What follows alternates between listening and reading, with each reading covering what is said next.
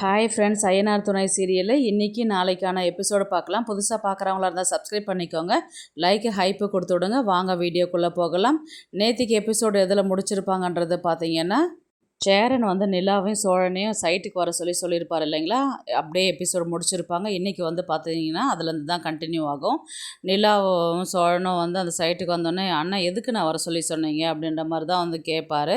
உடனே சேரன் வந்து என்ன சொல்லுவார்னா, இங்கே ஒரு இன்ஜினியர் இருக்கிறாருப்பா, அவருக்கு வந்து கொஞ்சம் ஒரு மாடல் வேணும், ஆர்கிடெக்ட் யாருக்குன்னா தெரியுமா அப்படின்ற மாதிரி தான் வந்து கேட்டாங்க. எனக்கு ஞாபகம் வந்து நான் சொன்னேன், அவர் வந்து கொஞ்ச நேரத்தில் வந்துடுவார், வெயிட் பண்ணு, அதுக்கப்புறம் அவர்கிட்ட பார்த்து பேசு அப்படின்ற மாதிரி தான் வந்து அவர் சொல்லுவார். வெயிட் பண்ணுறதுனா பொறுமையாக கூட வர சொல்லுங்கள், நான் வெயிட் பண்ணுறேன், நான் இது எவ்வளோ பெரிய விஷயம் அப்படின்ற மாதிரி தான் வந்து நிலா வந்து வெயிட் பண்ணுவாங்க. அவரும் இன்ஜினியரும் வருவார்.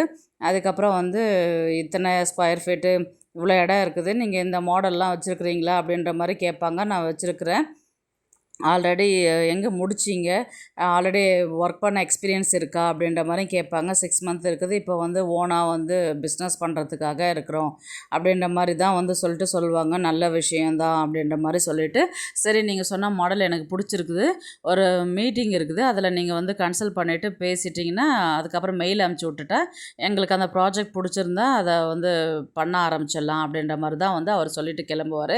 சரிண்ணா அப்படின்னு சொல்லிவிட்டு இவங்களும் என்ன பண்ணுவாங்க, ரொம்ப தேங்க்ஸுங்க அப்படின்னு சொல்லிட்டு இவர் கிளம்புவாங்க.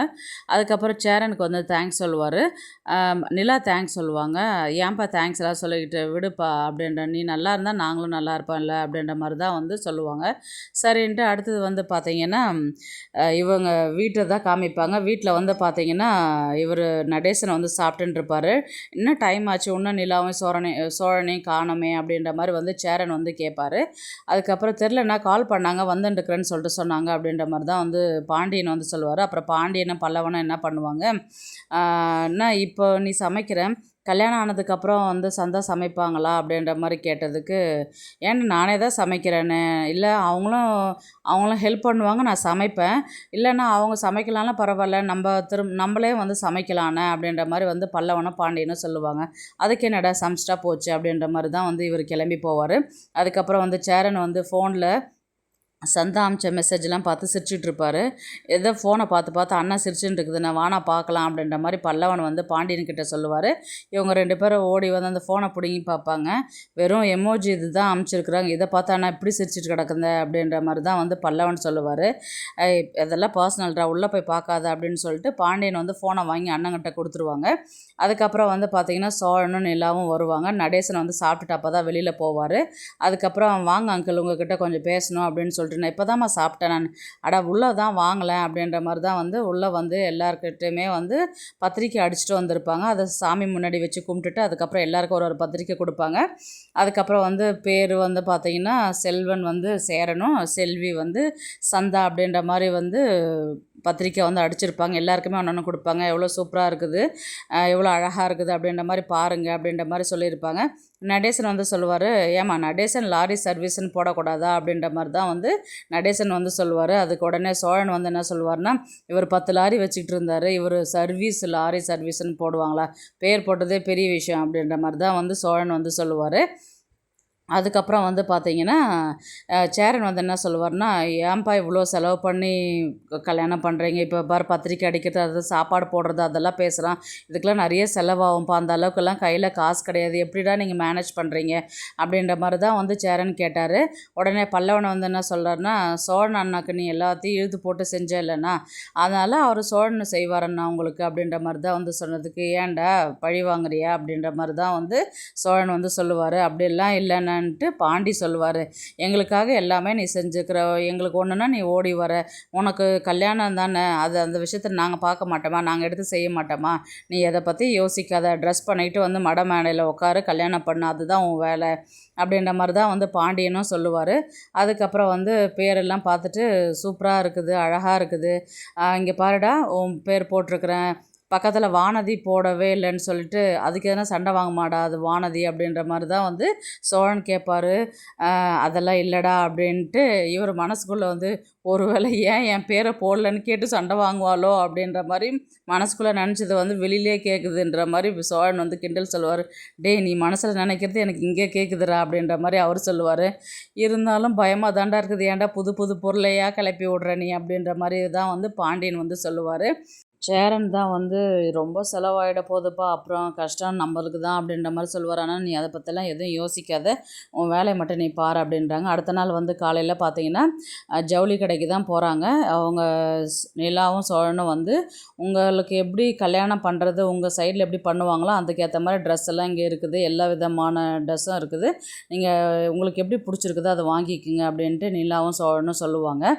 அவங்க வந்து சந்தா என்ன சொல்லுவாங்கன்னா, எனக்கு எங்கள் வீட்டு சைடு வேணாம், நான் இங்கே இருக்கிற மாதிரியே நான் புடவையே வாங்கிக்கிறேன் அப்படின்ற மாதிரி வந்து ஹிந்தியில் சொல்லுவாங்க. அதை வந்து சேரன் வந்து டிரான்ஸ்லேட் பண்ணி சொல்லுவார். அப்படியா, சரி வாங்க புடவை பார்க்க போகலான்னு சொல்லிட்டு ஃபஸ்ட்டு சந்தாக்கு எடுப்பாங்க. சந்தா வந்து பார்த்திங்கன்னா சேரனுக்கு எது பிடிச்சிருக்குதோ அதை தான் பார்த்து எடுப்பாங்க. அதனால் சோழன் வந்து என்ன சொல்லுவார்னா, நிலா கூப்பிட்டு நீங்கள் எதுவும் சாரியை வந்து செலக்ட் பண்ணாதீங்க, அண்ணனுக்கு எது பிடிக்குதோ அதுதான் அவங்க எடுக்கிறாங்க, அதனால் நீங்கள் சும்மா மட்டும் இருங்க அப்படின்ற மாதிரி தான் சொல்லுவாங்க. அதுக்கப்புறம் சேரன் ஒரு சாரி எடுத்து கொடுப்பாரு, அதுதான் அவங்களுக்கும் பிடிக்கும், அதே வாங்கிக்கலான்னுவாங்க. அடுத்தது நிலாவுக்கு வாங்குவாங்க. அடுத்தது பார்த்திங்கன்னா வானதிக்கு வாங்குவாங்க. 3 பேருக்கு வாங்கிட்டு அதுக்கப்புறம் வந்து பார்த்திங்கன்னா வேஷ்டி சட்டை வாங்கிறதுக்கு தான் போவாங்க. அப்புறம் சேரனுக்கு ஃபஸ்ட்டு வாங்கிடுவாங்க. அடுத்தது வந்து சோழனுக்கு வாங்கும்போது பார்த்திங்கன்னா சட்டை வந்து அளவு எடுத்து பார்ப்பாங்க. ஒரு சட்டையும் நிலா வந்து வச்சு பார்ப்பாங்க. இதை வந்து சேரன் வந்து பார்த்து ரசிப்பார். எவ்வளோ ஒத்துமையாக இருக்கிறாங்க, அன்பாக இருக்கிறாங்க அப்படின்ற மாதிரி பார்த்து ரசித்த உடனே இன்றைக்கான எபிசோடை வந்து முடிப்பாங்க. நாளைக்கு வந்து பார்த்திங்கன்னா ஷர்ட்லாம் வந்து டிசைன் பண்ணிட்டா நல்லாவே இல்லை அப்படின்ற மாதிரி தான் வந்து நிலா வந்து கமெண்ட் பண்ணி, அதுக்கப்புறம் சோழனுக்கு எது செட் ஆகுது, அதுக்கப்புறம் பாண்டியனுக்கு பல்லவனுக்கு ஷர்ட்டை எல்லாத்தையும் எடுத்துக்கிட்டு அதுக்கப்புறம் அவர் நடேசனுக்கும் சேர்த்து எடுத்துக்கலான்னு சொல்லிட்டு எல்லாருக்குமே ட்ரெஸ் எல்லாம் எடுத்துக்கிட்டு அதுக்கப்புறம் வந்து பார்த்திங்கன்னா வீட்டுக்கு கிளம்புவாங்க. வீட்டுக்கு கிளம்பி போவாங்க. அங்கேருந்து பாண்டியன் வந்து வானதிக்கு தான் கால் பண்ணி பேசுவார். இந்த மாதிரி சாரீ உனக்கெல்லாம் ட்ரெஸ் எல்லாம் எடுத்துகிட்டு வந்திருக்குறாங்க, எனக்கும் எடுத்துகிட்டு வந்திருக்குறாங்க, எனக்கு அதை ஃபோட்டோ எடுத்து அனுப்பி விட்றேன், நல்லா கலராக மேட்சிங்காக நானும் மேட்சிங்காக போடலாம் அப்படின்ற மாதிரி தான் வந்து இவங்க 2 பேரும் பேசின்னு இருப்பாங்க. உனக்கு எனக்கு மேட்சிங்காக தான் இருக்குது அப்படின்ற மாதிரி தான் வந்து பாண்டியன் வந்து சொல்லுவார். அப்படியா, ரொம்ப சந்தோஷம் பாண்டி அப்படின்ற மாதிரி தான் வந்து சொல்லுவாங்க. எங்கள் வீட்டுக்கு எப்போ வருவீங்க பத்திரிக்கை வைக்கிறதுக்குன்னு சொல்லிட்டு அவங்க கேட்பாங்க. நாளைக்கு தான் வரணும், அண்ணா சோழன் அண்ணாவும் எல்லா அண்ணியும் வருவாங்க, கூட நானும் வருவேன் அப்படின்ற மாதிரி தான் வந்து பாண்டியன் வந்து சொல்லுவார். அதுக்கப்புறம் வந்து பார்த்திங்கன்னா இவங்க அந்த ப்ராஜெக்ட் விஷயமா வந்து அந்த மாடல்லாம் ரெடி பண்ணி இவங்க மெயில் அனுப்புகிற மாதிரி இருக்கும். அவங்க வந்து அதை ஓகே பண்ணுற மாதிரி இருக்கும். எங்களுக்கு இந்த டிசைன் பிடிச்சிருக்கு, நீங்களே வந்து எங்களுக்கு கட்டி கொடுத்துருங்க அப்படின்ற மாதிரி தான் வந்து அவங்க பேசுவாங்க.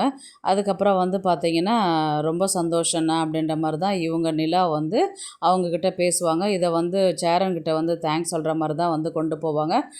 வெள்ளிக்கிழமை கல்யாணன்றதுனால வீட்டெல்லாம் அலங்காரம் பண்ணணும், கல்யாணம் பண்ணுறது தெரியணும்னு சொல்லிட்டு என்ன பண்ணுவாங்க, பந்தல் போடுறது, வாழை மரம் கட்டுறது, லைட்டெல்லாம் போடுற வேலையெல்லாம் வந்து ஸ்டார்ட் பண்ணுவாங்க. அப்படியே வந்து பார்த்திங்கன்னா எபிசோடு வந்து முடிக்கிற மாதிரி தான் இருக்கும். பார்க்கலாம் கதையை வந்து எப்படி எடுத்துகிட்டு போகிறாங்கன்றது. இந்த வீடியோ உங்களுக்கு பிடிச்சிருந்தா ப்ளீஸ் லைக் பண்ணுங்கள், ஷேர் பண்ணுங்கள், சப்ஸ்கிரைப் பண்ணுங்கள். தேங்க்ஸ் ஃபார் வாட்சிங். இந்த வீடியோ பிடிச்சிருந்தா லைக் பண்ணுங்க, நம்ம சேனலை சப்ஸ்கிரைப் பண்ணுங்க. உங்க ஆதரவு ரொம்ப முக்கியம். நன்றி.